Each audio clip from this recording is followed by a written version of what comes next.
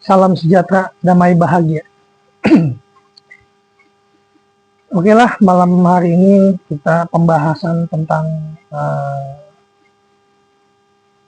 manusia atau orang yang kerasukan. Kerasukan dalam arti ada makhluk astral yang ngerasuk ke tubuh manusia. Contohnya seperti kesurupan, mediasi, atau sebagai juru kunci bicara orang dengan makhluk astral itu dimasukkan ke dalam tubuhnya. Contohnya penangkalnya seperti ini. Kalau kita supaya tidak bisa masuk astral, kita harus bisa menguasai diri kita, atau disebut namanya kesadaran, atau disebut namanya sidratul muntaha. Sidratul muntaha itu kesadaran tertinggi atau puncak pemikiran, pengetahuan tentang kesadaran, bukan di alam bawah sadar. Contohnya orang kesurupan, misalkan kesurupan kuntilanak, itu bisa teriak, ketawa, kikik, karena di tempat wadah mulut itu ada tempat bersarang makhluk astral. Yang tempat makhluk astral bersarang di tubuh kita itu pertama di lubang mulut. Yang kedua itu di bawah kuku. Apabila orang kesurupan, biasa kesurupan macan nih, ini gerung begini, ini dia ada di bawah kuku, ini tempat dia, makanya bisa ngejemper, bisa ngeces itu, energi di situ. Nah, dari napas itu lubang hidung dan lubang telinga itu pernapasan, karena kalau orang belajar pernapasan atau suatu amalan itu pasti dia dengan lisan. Nah, lisan itu mengandung udara, napas. Nah, itu dia bisa masuk dari situ, ucapan. Nah, kekuatannya dia dipusar. Nah, dipusar itu yang orang lazim atau orang banyak mempelajari di sekitar itu Sadulur Papat Lima Pancer. Karena Sadulur Papat Lima Pancer itu saudara kembar kita atau saudara kita goibnya, atau yang tidak wujud atau tidak nampak dari Sadulur Papat Lima Pancer itu. Nah, dari Sadulur Papat Lima Pancer itu yang terakhir itu tempatnya di kemaluan.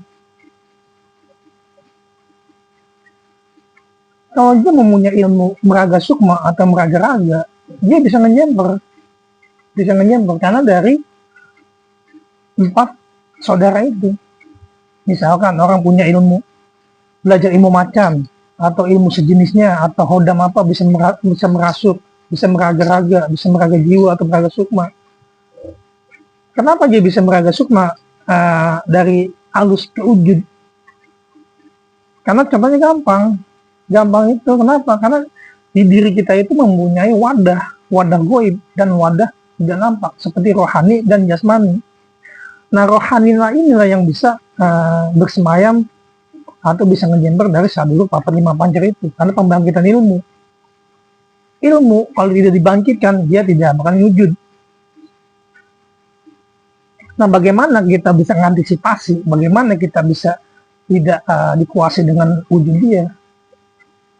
Kita harus bisa menguasai di 7 tempat bersemayamnya makhluk halus itu, seperti bisa menguasai kesadaran. Karena kalau kita sadar itu tidak akan bisa masuk. Contohnya hipnotis. Kalau kita ngikutin hipnotis, dia main alam bawah sadar, karena dia main gelombang di situ. Kalau kita menguasai kesadaran tertinggi, dia kan nggak bisa masuk, karena kita menguasai kesadaran. Karena gelombang yang bisa masuk, dia terbentuknya apa amarah, apa emosi, apa daya perintah, apa daya tangkap. Karena di situ nanti mainnya gelombang atau elektro. Karena di diri kita ada gelombang elektro dari kesadaran itu. Kalau kita bisa menguasai kesadaran itu, gelombang elektro itu bisa kita kendalikan. Dan gelombang orang yang ahli hipnotis juga, kalau kita menguasai kesadaran tertinggi dan gelombang elektro kita bisa kuasain, dia tidak akan bisa masuk hipnotis, karena kita menguasai kesadaran, atau namanya gelombang guit. Gelombang bukit dalam diri itu mengontrol suatu sistem peredaran darah atau disebut namanya kosmos. Ini otak, ini kosmos pengendali.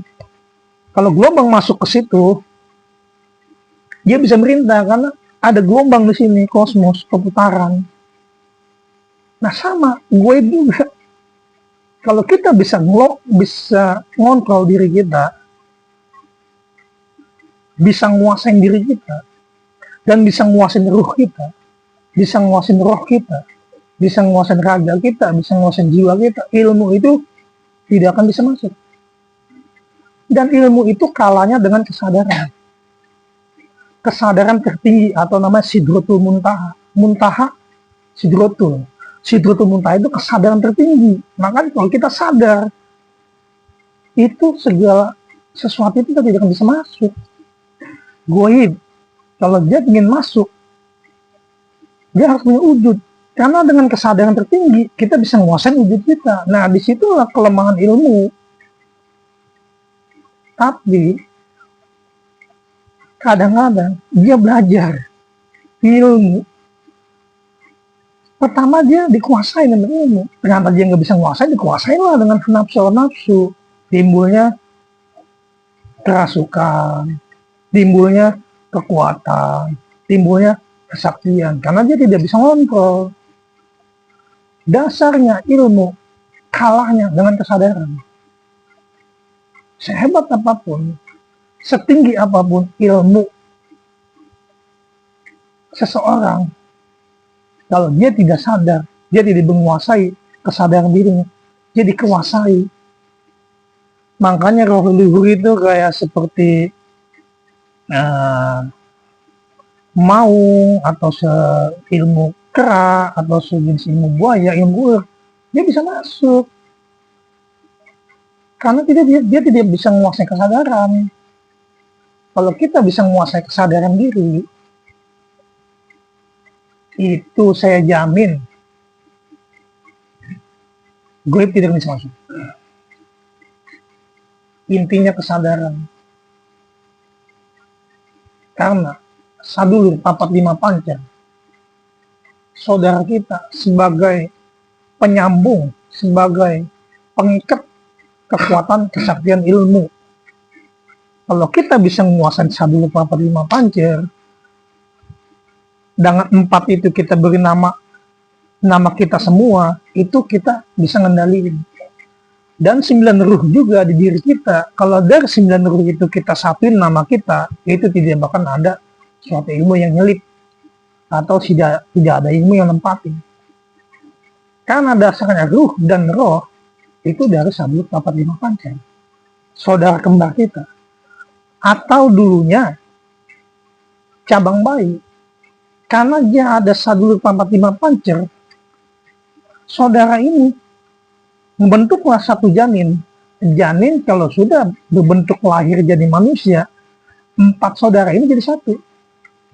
Nah, 4 saudara inilah yang ngikutin kita selama ini, yang disebut namanya rohani.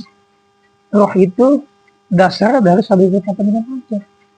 Dari 4 gabung jadi satu. Wujudnya cabang bayi. Kalau udah di cabang bayi, nyatu aja wujudnya. Dari 4 jadi 1. Dari 10 jadi 1. Timbulnya nanti pembelajaran itu namanya manunggal. 4 jadi 1, 10 jadi 1. Karena manunggal diri, bukan manunggal gusti.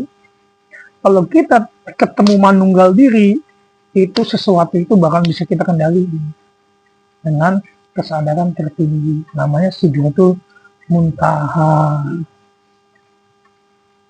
Bagaimana kita bisa menguasai Sidratul Muntaha?